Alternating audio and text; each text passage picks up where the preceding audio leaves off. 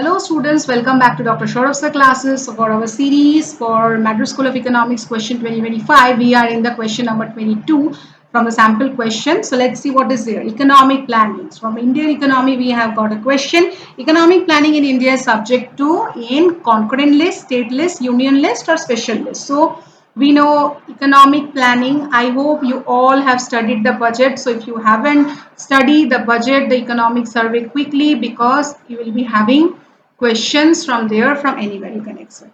So just read it. Economic planning in India is a subject in the concurrent list of the Constitution of India. Why? Because this means that both the central government and the state government can make law regarding economic planning. So what is the concurrent list consisting of? The correct option, I know you understood the correct option is concurrent list. Yes, and what is it included in this? If we see in the concurrent list, it contains subjects on both union and state government and can legislate economic planning, which falls under this. And economic planning falls under this, allow both the levels of government, union and state, to have a role in planning for the economy.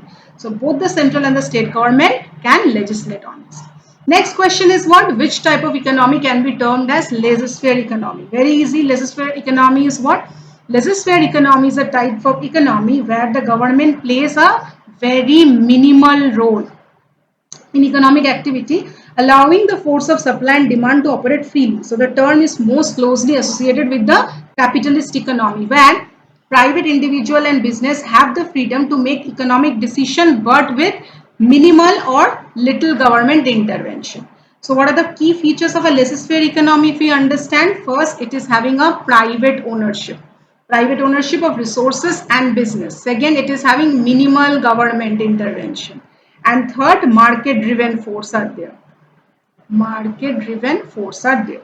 So capitalist economy is your correct answer here, which consists that a laissez-faire economy is typically associated with a capitalist system where there the government minimizes its involvement in economic matters.